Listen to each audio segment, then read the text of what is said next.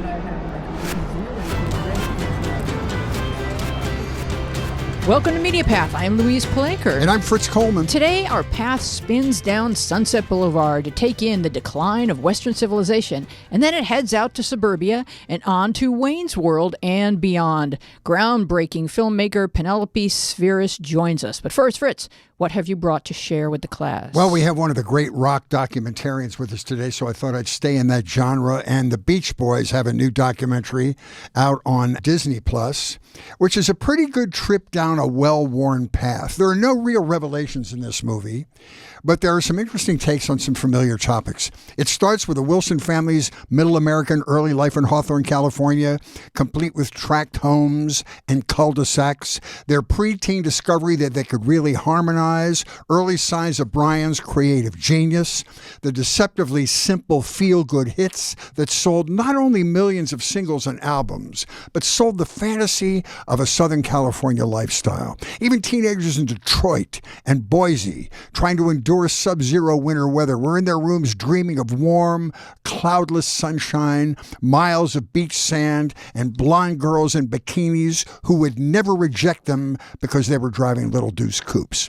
The film goes into the two faces of the Beach Boys. There was a touring band and a recording band. Brian hated being away from home, so he would be building new music at Capitol Records with the Wrecking Crew, while the rest of the boys were on the road on relentless tours.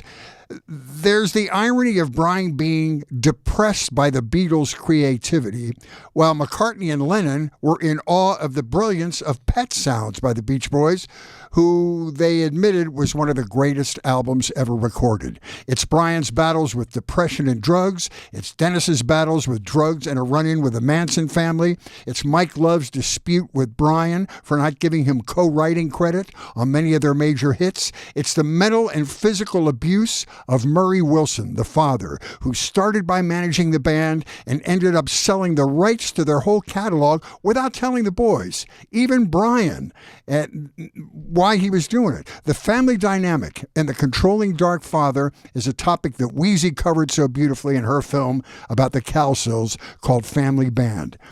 This is one added dramatic tension in this movie, though, and that is that Murray Wilson had tried to be a successful songwriter, so he was intensely jealous of his son Brian's talent and success, and that was the main cause of the family neuroses. I recommend it for the Beach Boys fans and for the fans of the history of rock and roll.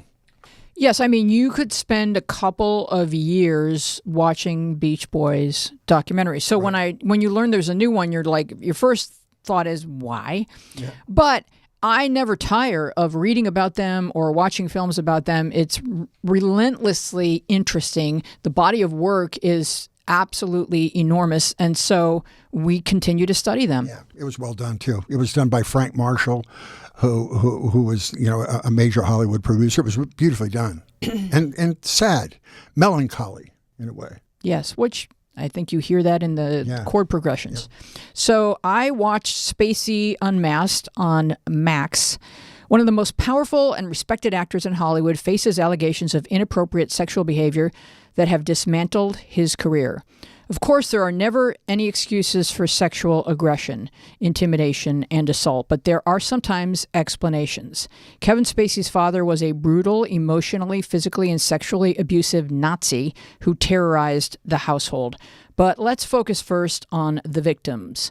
Spacey Unmasked is a two-part docuseries that features frank, brave testimony from 10 men who allege that they were groomed, fondled, assaulted, and or groped by Kevin Spacey. The behavior spans 5 decades. The earliest darkly hostile and impersonal sexual aggressions described in the series occurred before Kevin Spacey was an established star. It happened to a high school friend while he was driving and to a young man who worked in a local theater office. The behaviors only escalate as Spacey amasses status and influence.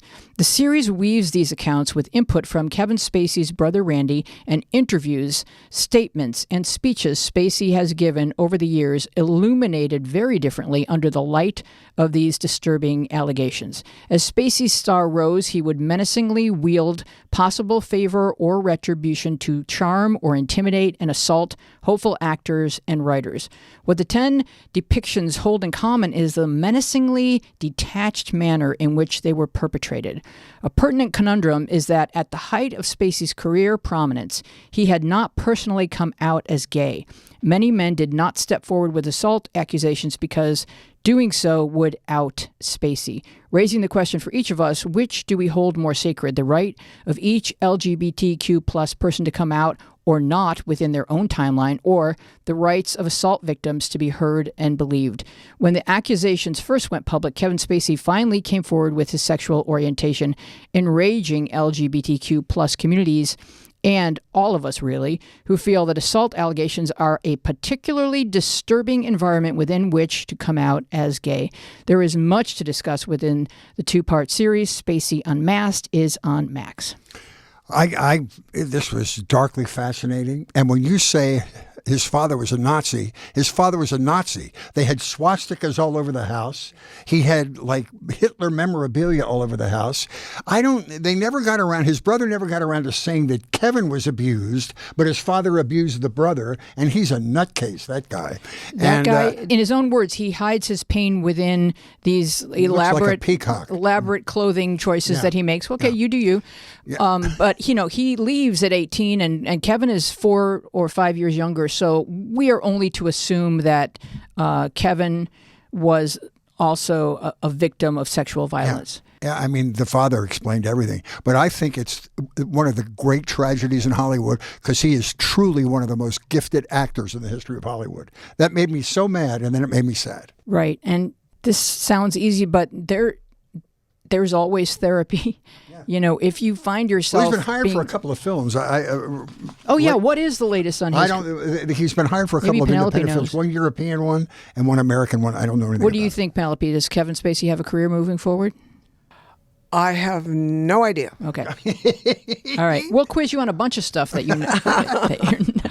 you're not fully versed in, just to put you on the spot. Okay, so now I'm going to introduce our wonderful guest. Joining us today is our world's premier rock and roll anthropologist, Penelope Spheeris. Her legendary works include Wayne's World, Suburbia, and the Decline of Western Civilization, Trinity/Trilogy, documenting Hollywood's iconic punk and metal scenes and the personalities that fueled and drove the culture. Welcome, Penelope Spheeris. Oh, thank you very much. Thank you for joining us. So good to have you here. So you went to college, you went to film school, and you start out making the earliest versions of promotional rock and roll films. Before the concept music video, you were sort of filming performances of bands that they could then send around the world. Tell us about that experience and some of the bands you worked with. Yeah, I had this friend named Peter Philbin that worked at CBS Records, and he called me up one day and he goes, how would you like to make a music video? Because they had just figured out that you didn't have to send the bands all over the world. You could just send a piece of film. And I said, well, what is a music video? And he goes, well, you just got to film the performer and, put it in a box and mail it. So I started a company called Rock and Reel. And I filmed a lot of bands, mostly for CBS and Epic and Warner Brothers, some MCA artists.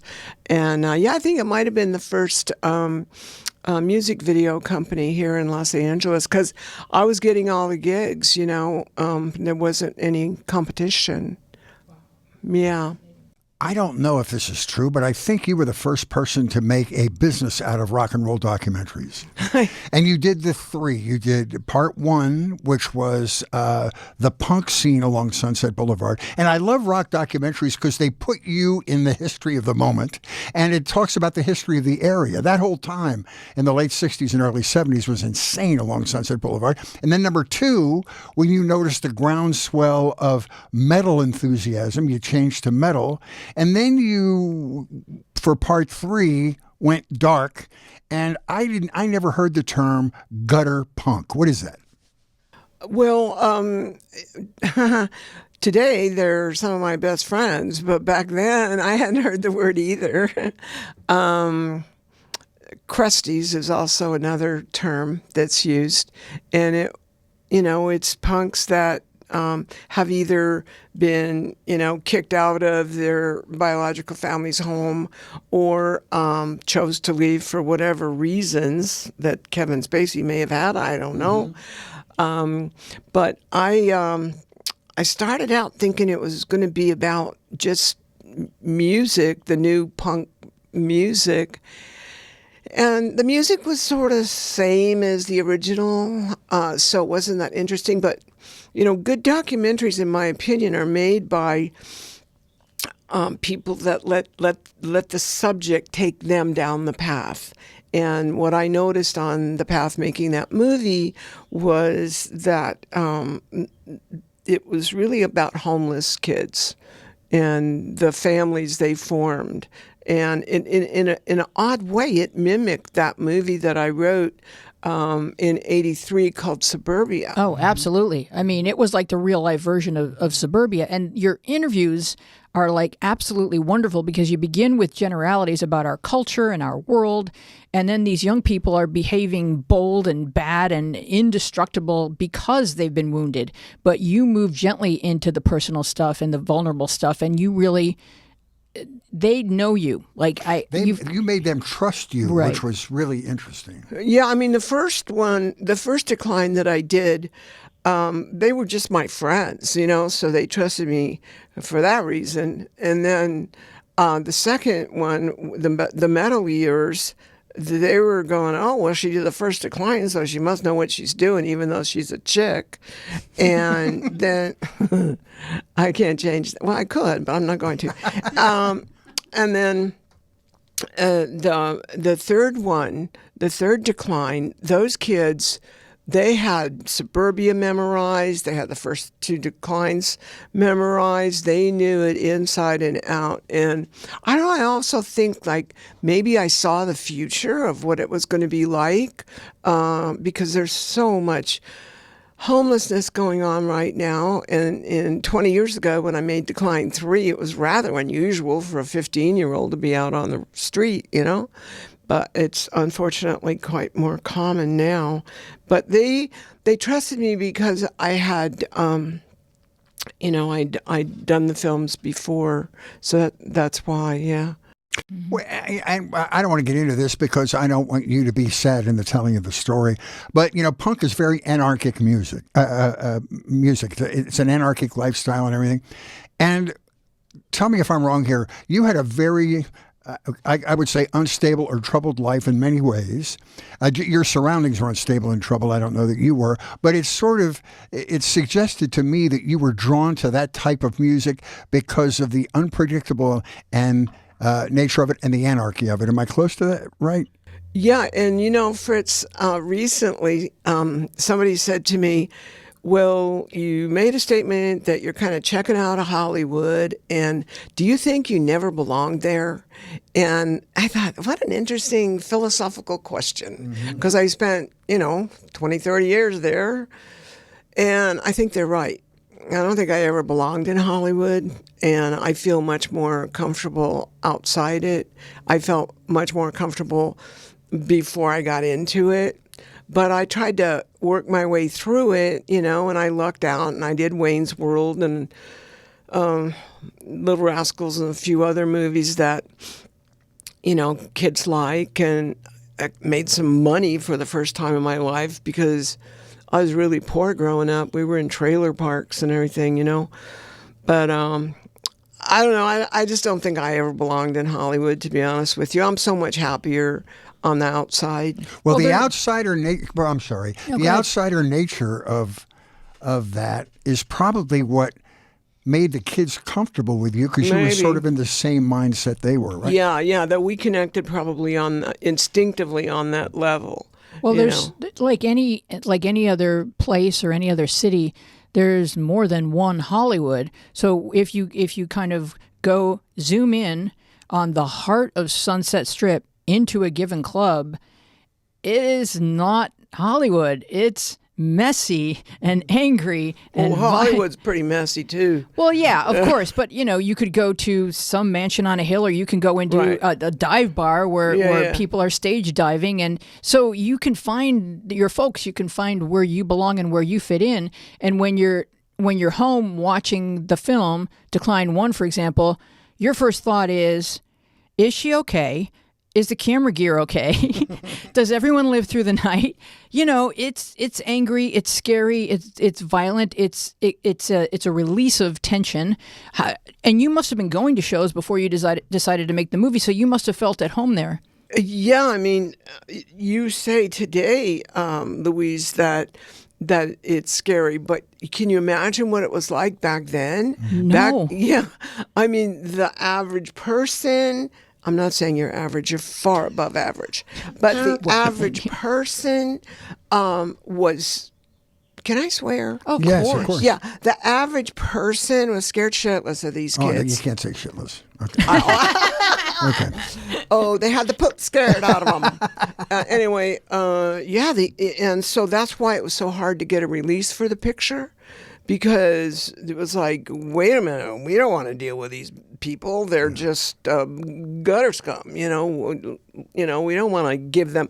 The first comment I heard on the first screening was this lady stood up and she was so pissed, and she goes, "How dare you glorify these heathens?" And I thought, geez, did I really screw up here? No, it was. But now the film is in the Library of Congress. Yes. National Film Registry. So I don't think documenting anything is a glorification. It's just a view. It's telling the truth. And you often said, somebody asked you what you thought the key to a great documentary was, and you said not allowing your own opinion to be inserted. Let the movie have its own opinion. You go argue with Michael Moore about that one. But I don't mean to put anybody else down. Yes, I do, actually. No, he would have an agenda. Well, that's the type of filmmaker. Yeah, I mean, I don't want to impose what I believe onto other people. I got my licks from Frederick Weissman when I was in college. Mm-hmm. And especially a movie he did called Titicut Follies, which is about a mental institution. And what he did, he turned the camera on, what a lot of us did back then, and just let it roll. And you got what was there. And he didn't say, you must believe this, you must believe that. He just let you form your own opinion. And that's the kind of documentary. Wait, I'll say that again. That's the kind of documentary I like to make. Well, within that truth, the agenda for you was, I know these kids are people, and I'm going to speak to them until I hear their humanity. So you did have your own purpose. These are people, they look scary because the world has hurt them, but I'm going to speak to them until we get to their truth. Yeah, but that doesn't mean people like them.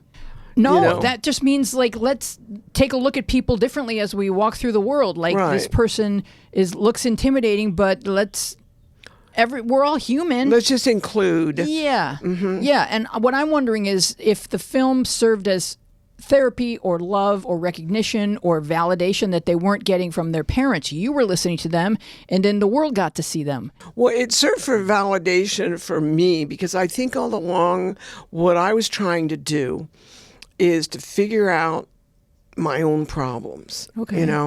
Because I had 7 stepfathers, I had a drunk mom, and we moved all over the place, and it was so chaotic.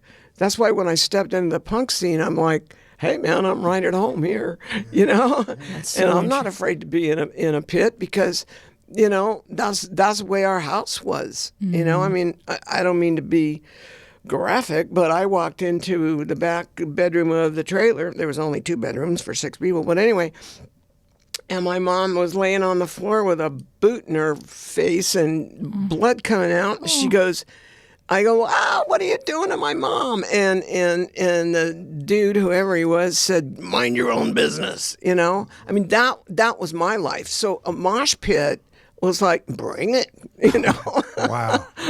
I sound like Charlie Sheen. You said that feathers were ruffled, and they really were, because our beloved ex-chief of police, Daryl Gates, tried to convince whoever the distributor was to not play it for a second weekend or something when one came out. Well, I couldn't get a distributor, Fritz, because they told me, Ted Mann personally told me that you can't put a documentary in a theater because people don't want to go see that. And you really can't put a punk rock documentary into a theater because they don't want to see that either, you know.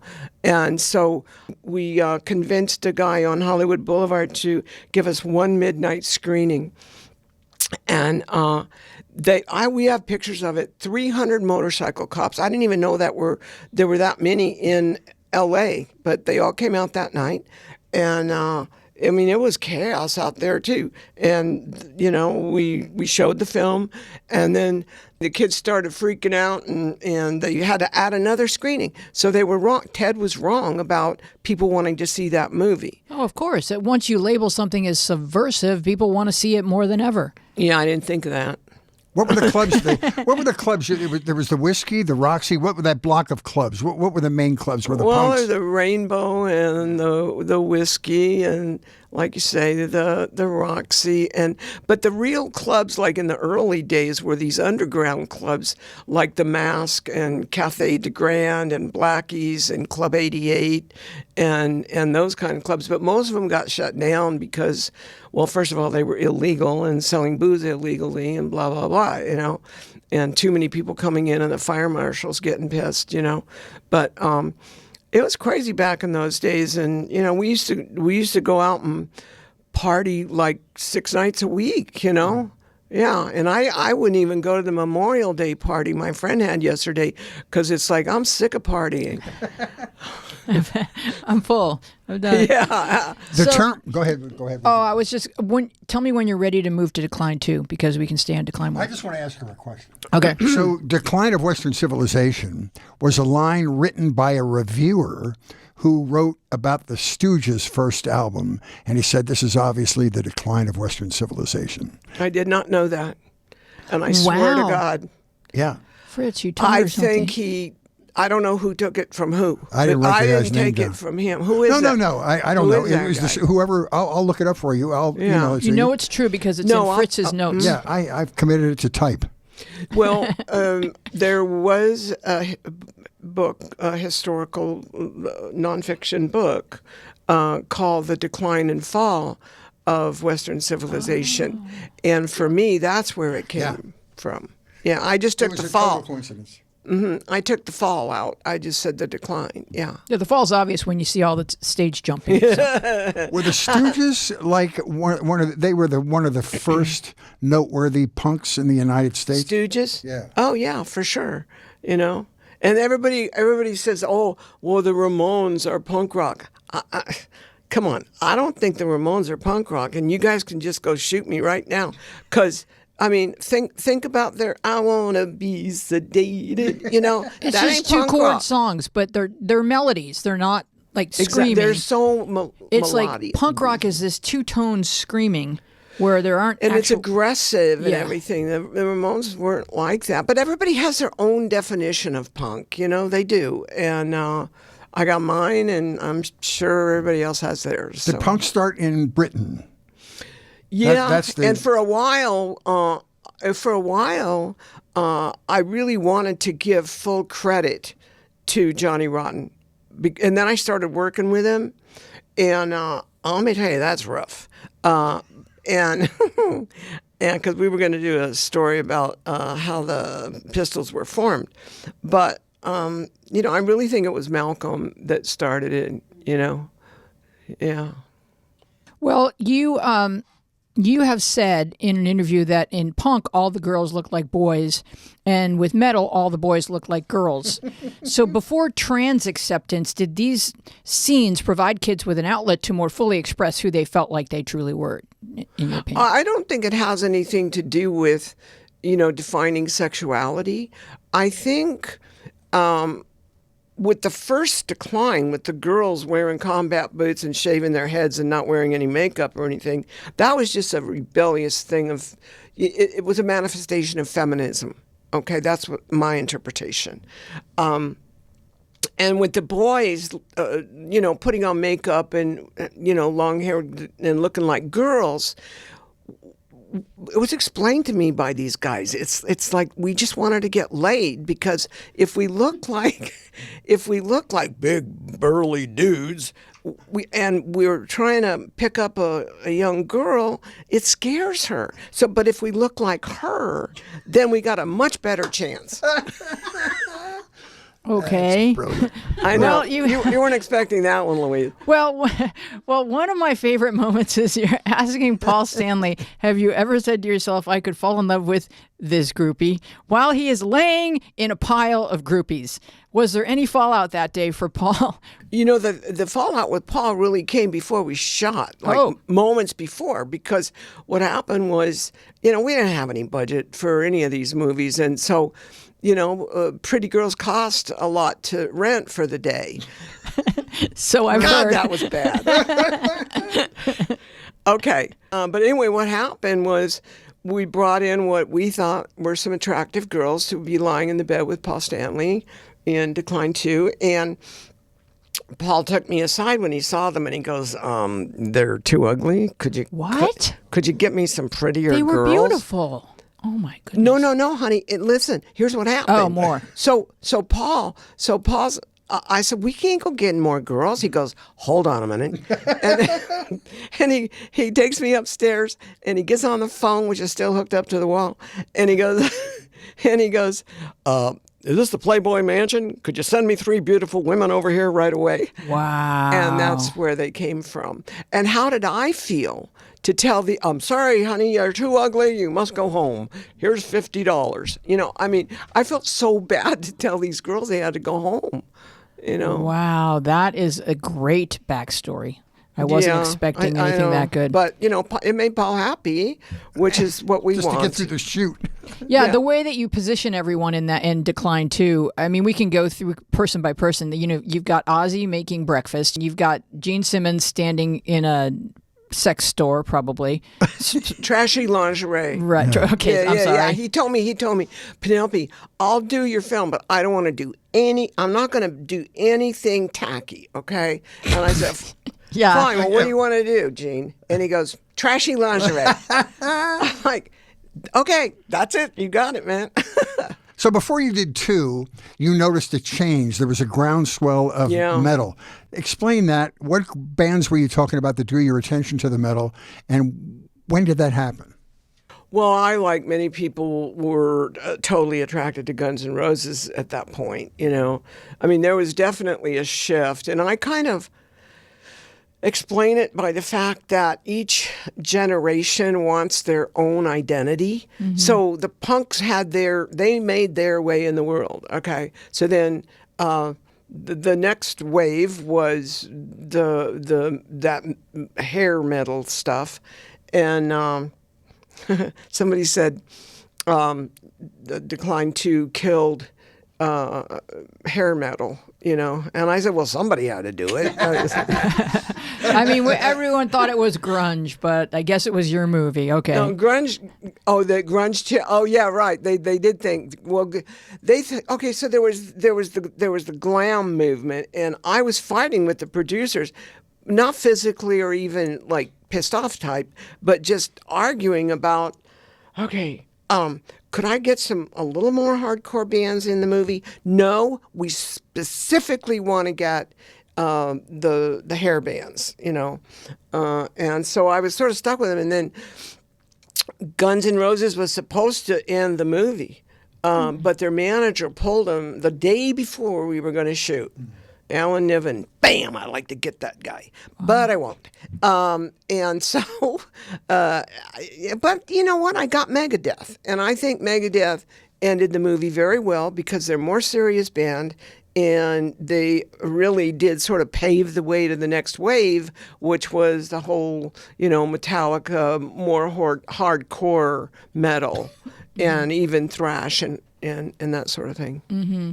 Yeah, and there was a lot of, I guess, hype that may have looked like a lot of fluff and puff and all that when you have Gazzari and and he thinks that he gets to parade around with 18-year-olds, and the whole scene is kind of a lot and also sort of like borderline sleazy.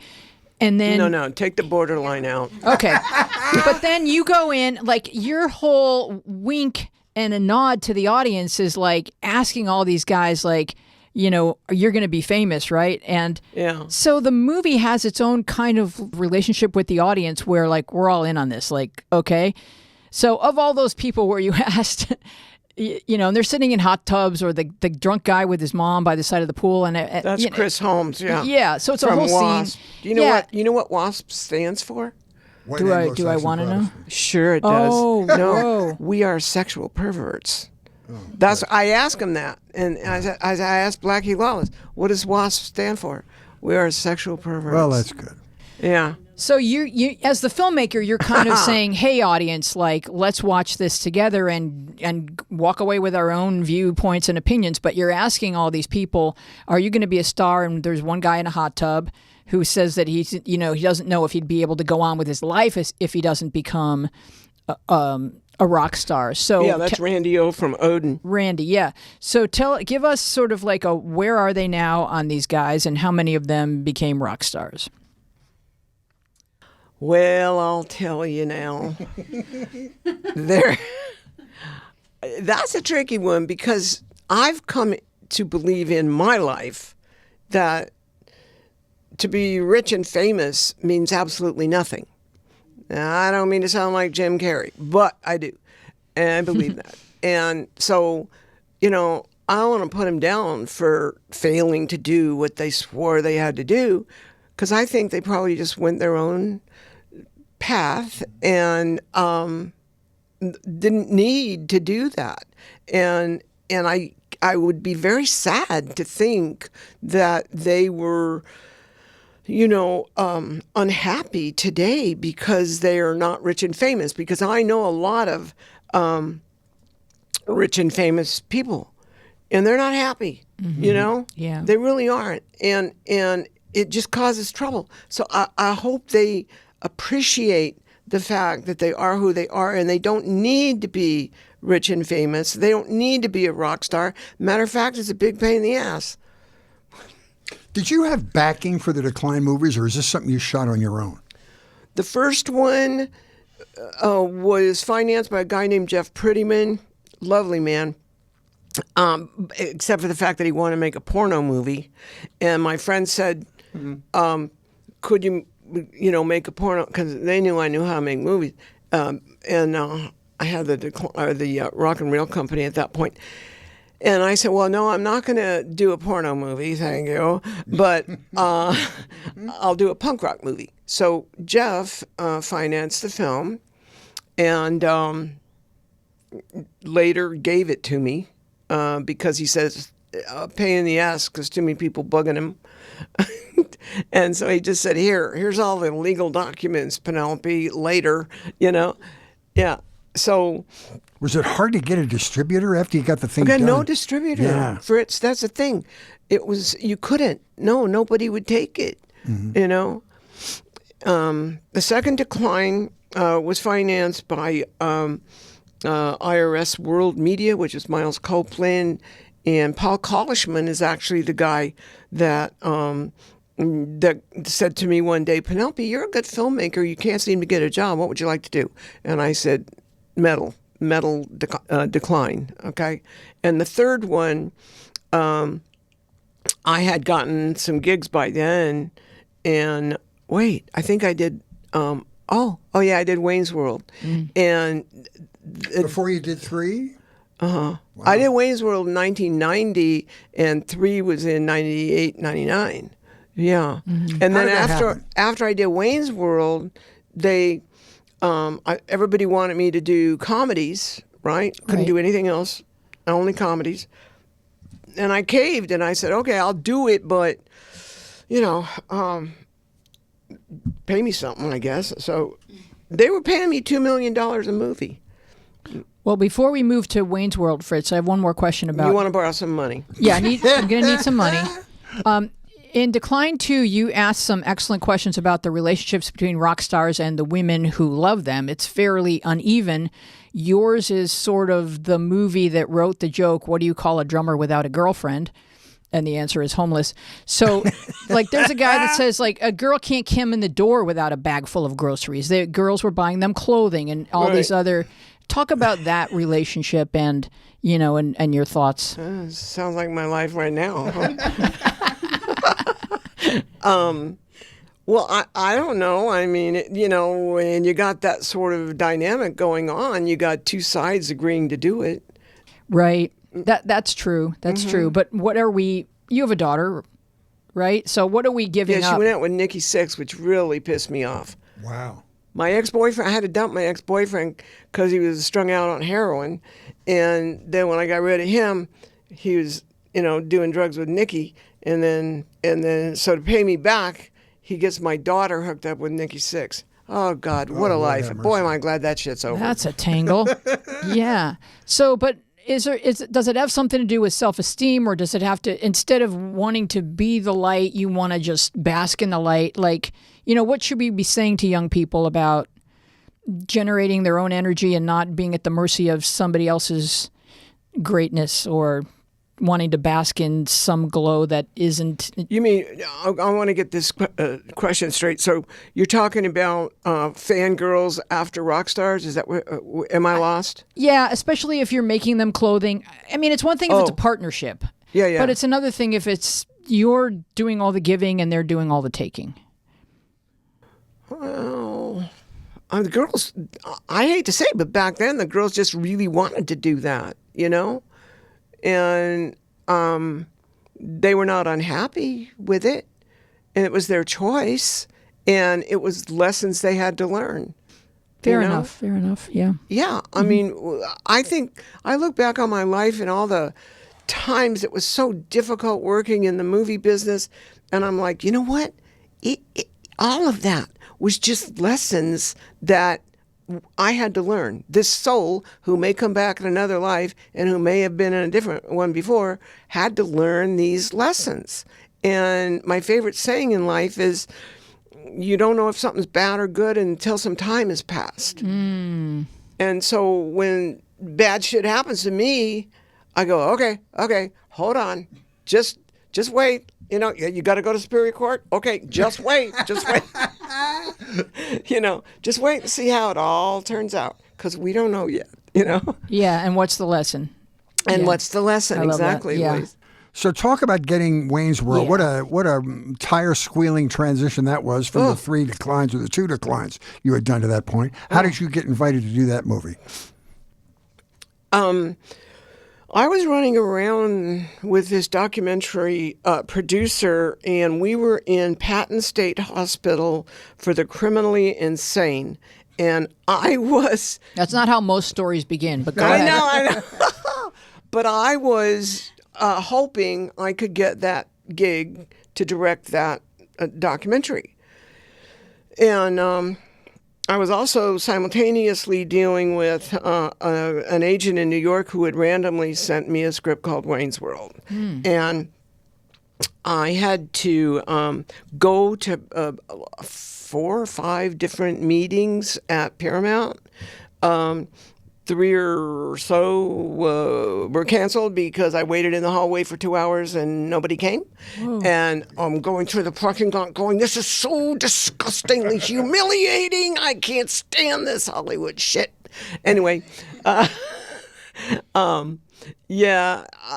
got Wayne's World because I had just done Decline 2.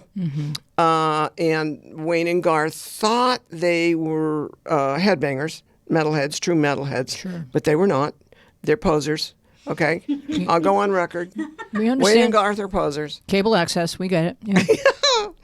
And but that's why they were funny. Oh, of course. But they must have thought that here's a woman who knows how to treat the rock and roll topic, and that's who we want in the movie. Yeah. Well, I knew Lorne. From before he started Saturday Night Live. Oh, wow. I had met Lorne in 72 or 3, and he asked me when he went to New York, to go with him. And I had a 3-year-old daughter at that point, and I said, no, I got to stay here. He goes, well, if I got anything going on out here, will you help me? And I said, sure. And one day he calls and says, I got this really funny guy, and he doesn't want to be a player, and he just wants to make little movies on the show. Will you show him how to do it? And I said, sure. Who is it? Albert Brooks. Wow. And so I taught Albert how to make movies. Yeah. And him and Rob Reiner, his best friends, just did a documentary. I saw it. It was fantastic. I know. Was I in it? I don't know. I don't remember. No, I wasn't. Oh, okay. Why? I didn't want to be rude. I thought this is either bad memory or it was not an impressive appearance. You're very sweet. I'm sorry. No, Frizz, it's fine. They didn't mention me, even though I taught them how to make movies. But hold no grudge, and ye shall go to heaven. I don't know. Yeah. So he felt like this topic would be safe in your hands. Lauren? Yeah. Yeah. You know what the real truth is? Mm-hmm. They didn't have enough time to look around town for another director. I was in there, and the boys had to be back. Dana and Mike had to be back to New York to start the show in the fall.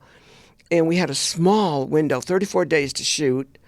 And, you know, we were right up against when you had to start pre-production. So they said, oh, shit, let's just give it to the chick, you know. And so... And so I'm standing in the nut house there. Excuse me. I'm standing in the mental institution, and they go to the phone still on the wall. Okay, go to the phone, call my agent, and he goes, "You got the Wayne's World gig." I'm like, oh, thank God. Because, I mean, you know. Ran to your car from the mental institution. Huh? Ran to your car from the mental institution. Yeah, right. I ran out of there. I mean, there was shit smeared on the wall and everything. You know, it was like, okay, God, excuse me, guys, God does love me. He gave me a job to do a comedy, but then it turns out that God actually hates me because after that, I couldn't do any movies except comedies. Wow. And that's why I paid for Decline 3. Right. Okay. So let's talk about Wayne's World for a second. Because do I sound like I'm griping? No. Are you what kidding? do you think a podcast is for? Okay. Yeah. Exactly. So while we're on the subject of Wayne's World, you have publicly said that Mike Myers was difficult to work with. What made it so? And did Dana Carvey find him difficult to work with? What was the dynamic on the set?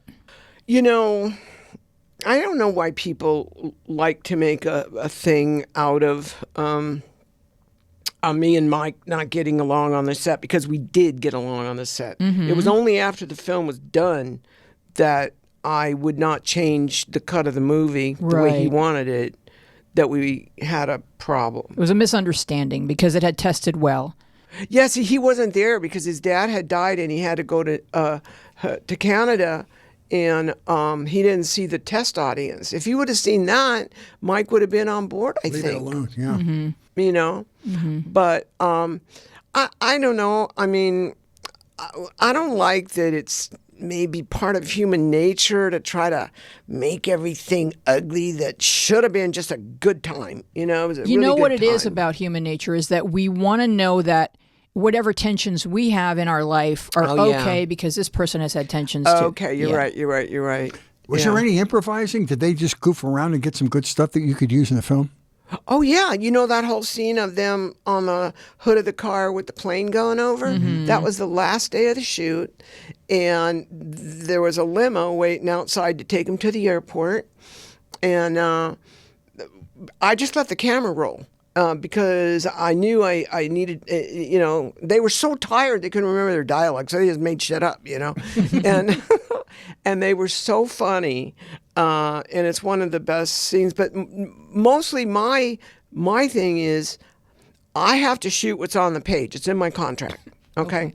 Shoot the page, and then if there's time, and Mike says I can do it better, please let me do another 5 takes, and then I do it. I mean, I know I'm in the editing room. I'm going to cut whatever I want, right? But I go, okay, Mike, here, we'll do 5 more takes. And then Dana goes, hey, I got to have 5 more takes, too. Okay, church lady, 5 more takes. Did you have final cut with that? Did Paramount give you final cut? No, because it was my first studio movie.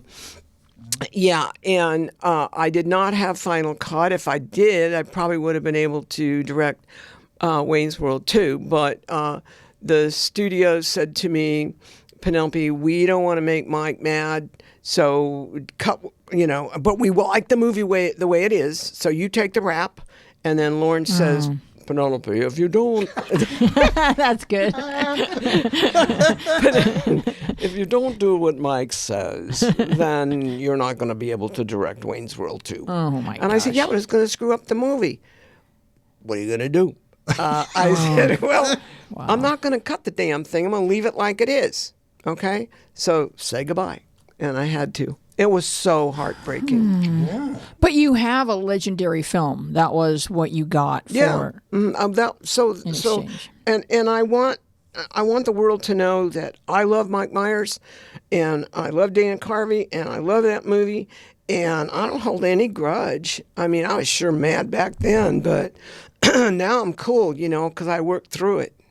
That movie introduced Queen, and in particular Bohemian Rhapsody, to a whole new generation. Yeah. And that was really interesting. Yeah, and I heard that just before he passed away, Freddie Mercury had seen your promo for the film and the headbanging scene and loved it.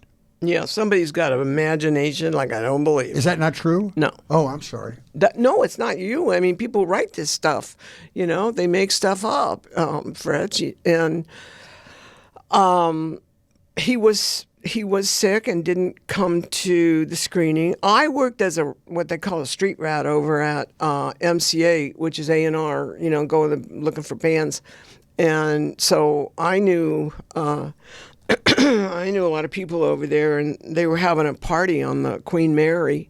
And it's like everybody's there but Freddie. And that's when I found out he was sick, and that's before Wayne's World was done. Yeah. Okay.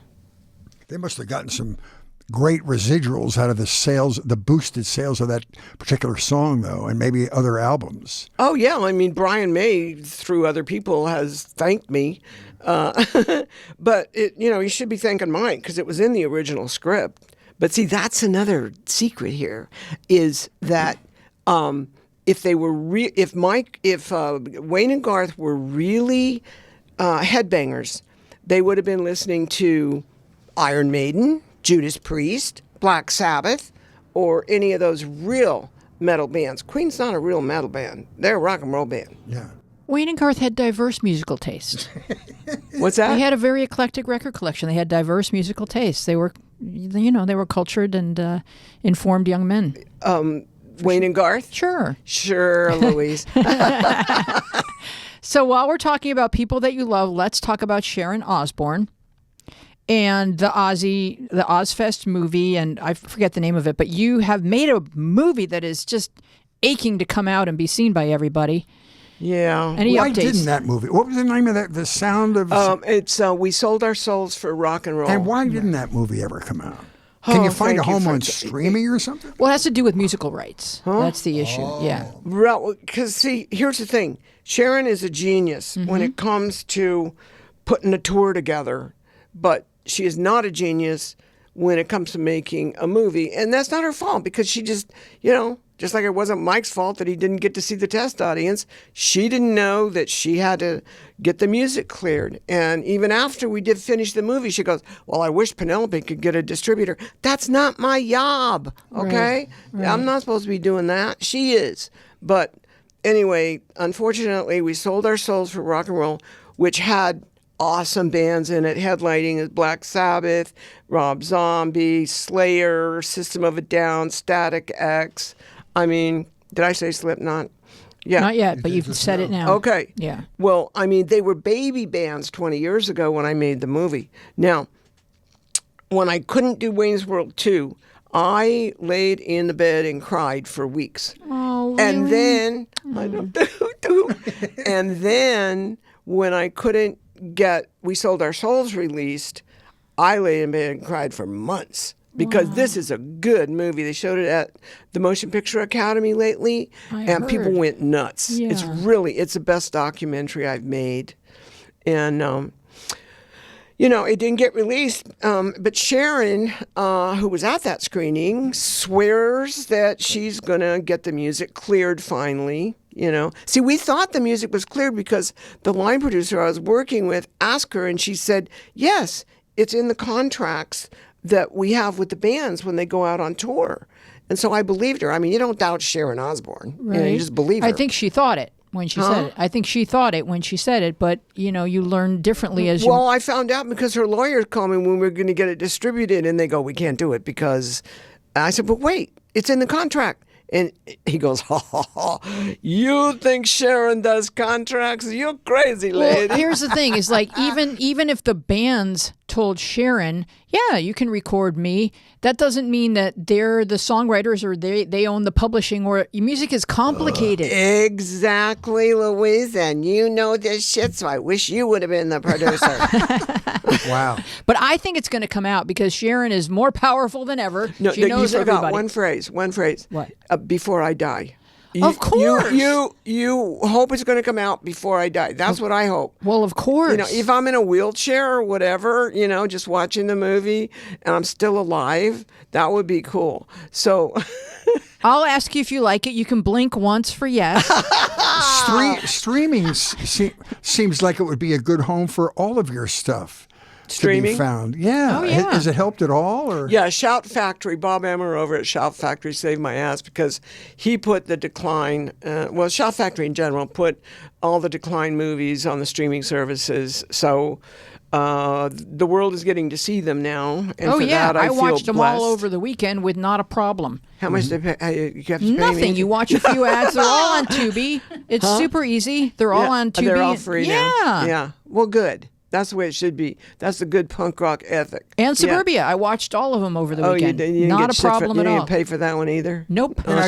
So Well, you watch ads, so someone's making money somewhere. No, I'm just thrilled people are watching the movies, I would have been happy to pay. You're just looking for access. Like, how do I find this movie? Yeah. It's from 1989. I don't even work all that shit because I personally don't watch TV and I don't go to the movies anymore, Well, I'll do it for you. You go, girl. Yeah. So when you did the number 2, the metal wave, you had Kiss and Alice Cooper, and who else was on there? Steven Tyler and Joe Perry. Aerosmith. They would not. Those are like moderate metal. They wouldn't even be considered metal bands now. They'd just be considered rock and roll because this stuff is notched up so much. I know.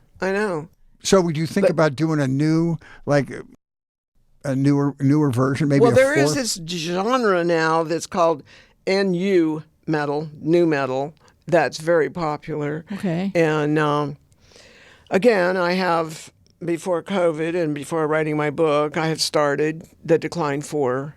And it's on hold, as is the movie about my mother and her life on the carnival and all that. Wow.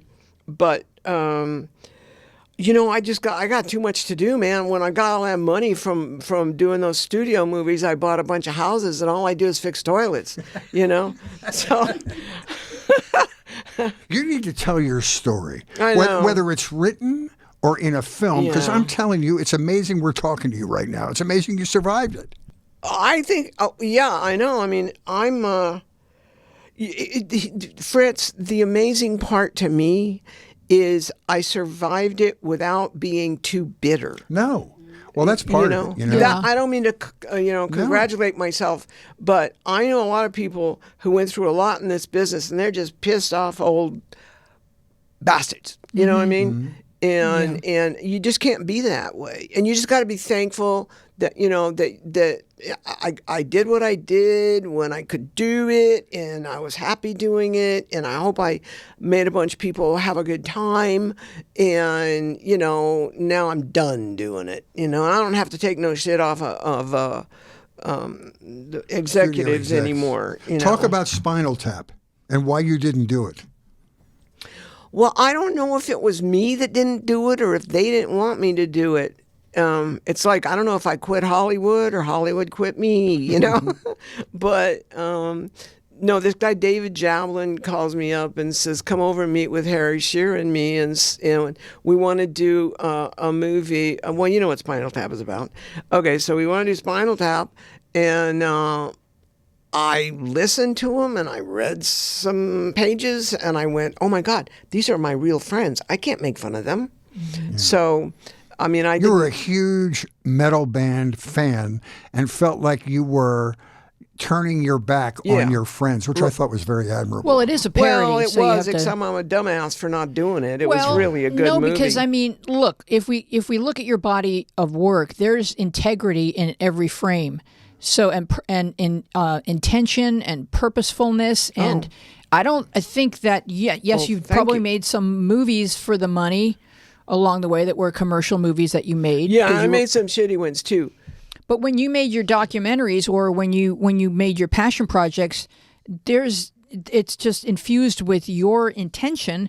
And so now you get to just know that those movies, the reason that they have legs and that they live forever is because there's love in them. And so I don't think you were the right person to do Spinal Tap. As much as it's one of my favorite movies, it is a parody. Yeah. And so it wasn't designed for you. I didn't feel right when I went to the meeting with those guys. I went a couple different meetings, but it just didn't feel right. And so it is what it is. You wouldn't believe the movies I turned down. I turned down Legally Blonde. You probably got a lot of offers to do comedies after Oh, Winslow. yeah, that's the thing. I mean, and millions of dollars for your salary, Penelope, if you'll just please do George of the Jungle.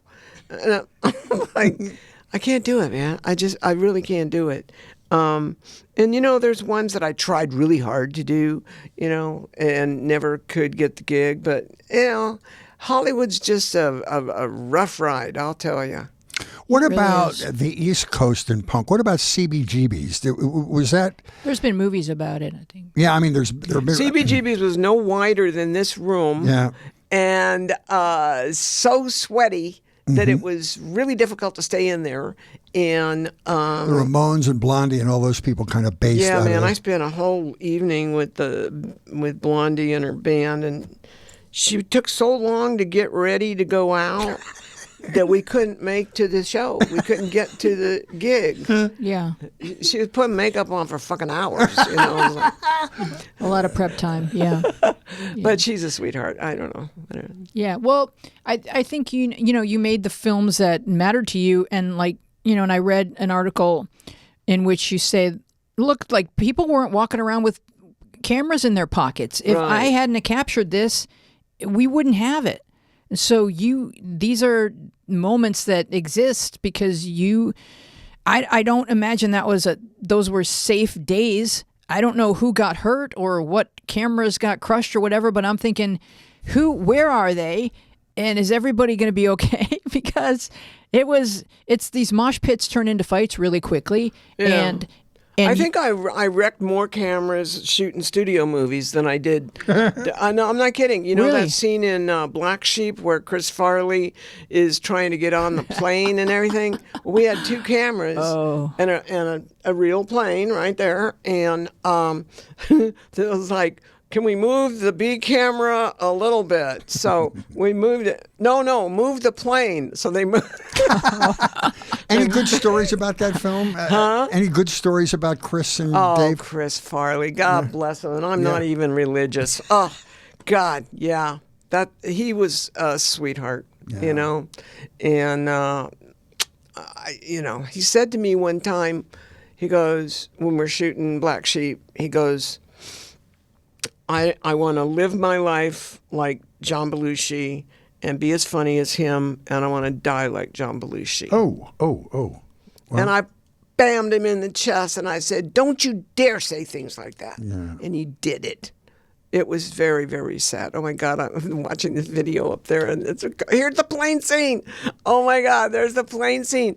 And we knocked over a $250,000 Sony high def camera and toasted it. And it was an insurance claim.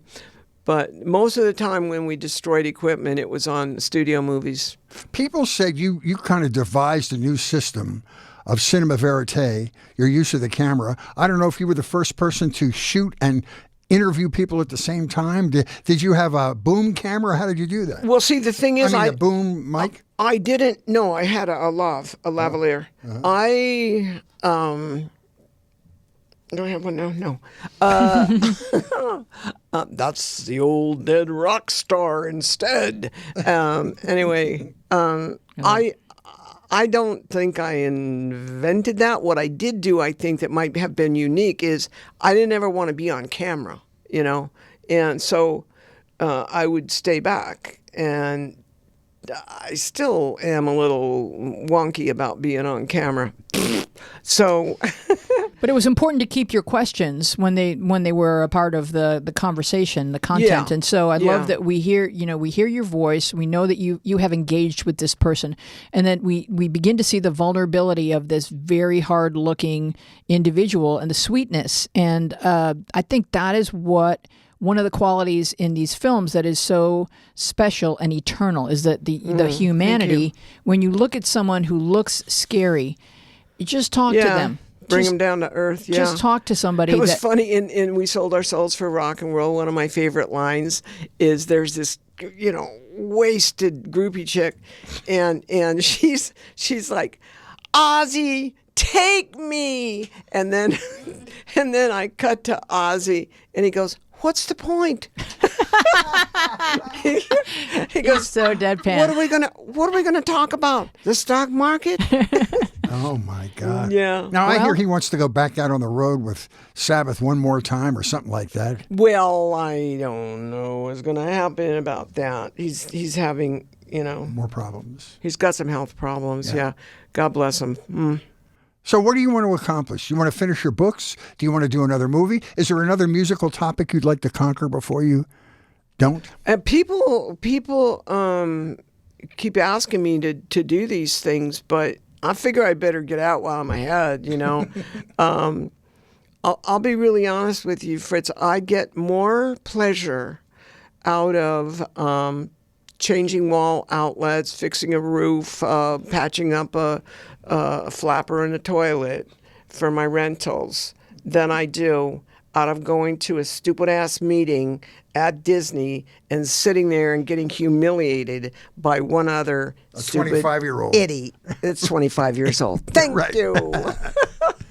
Yeah. Yeah, that's interesting. Whatever we can do ourselves where we have control over the outcome is very satisfying. Whenever you do something around the house for any of us, I think even when you just take out the trash, you come back in, you're like, okay, well, that's done. No, I'm like, I got my boyfriend to take out the trash. Okay, yeah, baby. Yeah. Yeah. I Now, love the fact that you love the term rock and roll anthropologist, which is great. Yeah, they tagged me down in Austin at the film fest. I think that's Perfect. a perfect description because, especially if you have kids. I've got 34 and 36-year-old child. Oh, I thought I got 34 kids.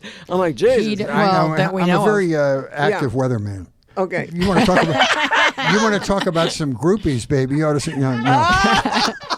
No, but because it puts you into history because my sons liked it a little bit and it helps you just understand the world at that time. And you might not appreciate the music, but you understand the mindset, and it puts you in history. Yeah, well, that was in the trailer of the First Decline. Is come and see the movies so you don't get hurt. I remember, yeah. in the real life thing. Yeah. Yeah, but it's like important because it's like, okay, if this many people are coming to this and enjoying this, then there's some validity there, and I need to learn more about it. Now, it doesn't have to ever be in your record collection, but you should understand, what it is and what and the outlet that it's providing. People are screaming here, so listen to them. Then we could all do better if we understood each other. It doesn't mean that has to be your thing, but like sewing is not my thing. But I want to. If someone sews and they want to tell me about it, I can do it. Really? Oh, awesome. Yeah. Is there a band or a type of music you're attracted to these days? These days, a type of music. Oh gosh, new music. No.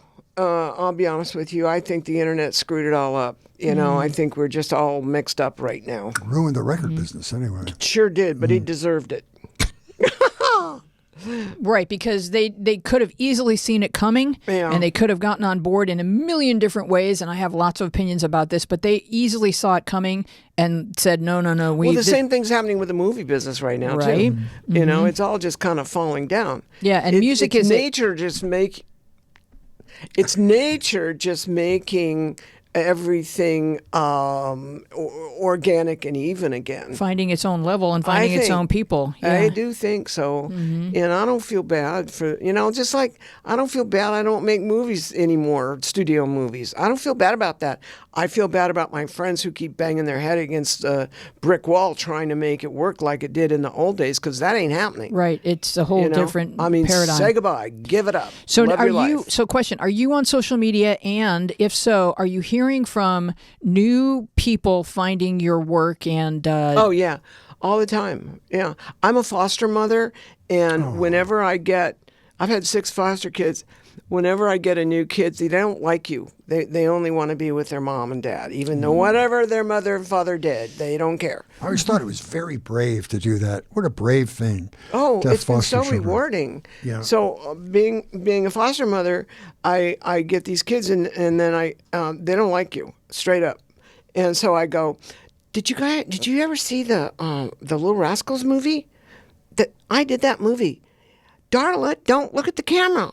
And they go, oh, I love you. You had common ground. That's cool. That's right. Yeah, it's a thread. Yeah. That's wonderful. So generations later, and Universal hasn't paid me my 5%, by the way. Hey. Of course. What a surprise. Anyway. What a surprise. The creative bookkeeping of show business. I know. Yeah. Well, all right. So where can people find you on social media? Nowhere. Nowhere? Okay. So the people you hear from are the ones who move into your house. Okay. my tenants. And your neighbors. Yeah. No, my daughter actually is. She cruises. Oh, okay. And she tells me the things that she knows aren't gonna make me feel too bad or piss me off too bad, and so I kind of keep up with it that way. I'm not on X, Twitter, whatever it is. I'm not on Instagram. I'm not on Facebook. I used to be on Facebook.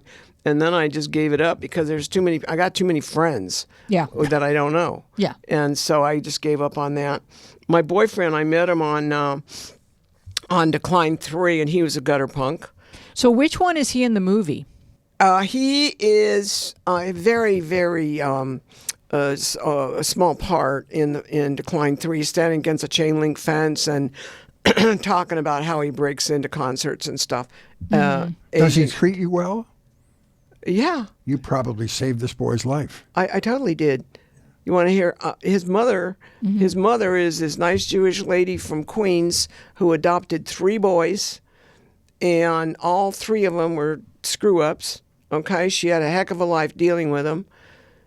Japanese dad, and so my boyfriend is Japanese, and they got a Native American, and then they got a Puerto Rican kid. Anita Beckman calls me up. Well, I called her because I heard him whispering on the phone. I thought I had a girlfriend. And I called her up, and she goes, oh, my God, you saved my son. Oh. Wow. Yeah. He's schizophrenic, but a genius. He's kind of a Rain Man type schizophrenic, Mm-hmm. you know. I've been with him 26 years now. Wow. Holy cow, that's wonderful. So with schizophrenia, is he take medication, or how does he control? Zyprexa. Okay. Yeah, it's a good one. Mm-hmm. He's been on everything. Yeah, I used to have to go pick him off the street. The fire department would call and say, do you know Tokuji Fukunaga, because he's down here doing calisthenics on Ventura Boulevard? And I'm like, I'll be right there. Wow. Okay. Yeah. Well, but he's so smart, and you know what? He's the one unknowingly that got me through that departure from Hollywood, because he has standards that are so far and above what Hollywood, makes you believe in. Mm-hmm. And it's like, well, that doesn't matter. That stuff doesn't matter. It helps. He's so much deeper. Right. It helps you to see what your purpose is and how you can separate yourself from all this toxicity and shallow goals to what the deep meaning of life, and that's beautiful. Yeah, so that's made me very happy. And did I do good here today? Oh, unbelievable. Congratulations, you are marvelous. This was an absolutely glorious What a episode. pleasure. I'm What a going to pleasure. read. Thank you. Did you say that to Cindy Williams when she was on? Yes, we No. did. No, she was on yes, Zoom. and I got It's hard so- to strike up intimacy when they're on Yeah, Zoom. you're so much better. Well, no, here's the thing. She I was love her, amazing. but We love Cindy Williams. I'm teasing. Remember in Wayne's World, we did the shaboom, shabagle. Oh, yeah. Yeah, but the reason I came into this lovely studio is because I heard a difference in audio when you do it remotely. You are a filmmaker. Mm-hmm. That's why I get came it. in. You get it. Thank Plus, you. then I could meet Fritz Coleman. You are so Isn't he lucky. handsome in person? He's totally, and Yeah. pictures too. Right. And I was so scared to meet him when I saw him in Gelson's that I didn't introduce myself. I can't believe it. You could have made my life better by introducing yourself to me. But I'm kinda I was probably shocked. down to my last $5 because Gelson's is so damn expensive. So Don't you think? If you're watching or listening at home, if you do see Fritz Coleman in public, approach him. Please. He's very, And ask him he's for very money. approachable. He's very convivial. Very approachable. All right, thanks Thank for coming. you so much. Thanks for coming Mwah. along Thank you down so much. the Mwah. media path. Let's continue this See ya. conversation on Instagram and Twitter, where we are at Media Path Pod, and on Facebook, where our show page is Media Path Podcast, and our Facebook group is Media Path with Fritz and Wheezy Podcast Community. We are also a video podcast on YouTube with so much additional content. Watch us and subscribe at Media Path Podcast. Write to us at MediaPathPodcast@gmail.com and kindly give us a nice rating wherever you get your podcasts and share our social media posts. Talk to us amongst your friends. Of course, we also want to see your brunch and your cute doggy pictures on social media, but then talk about us if it's okay.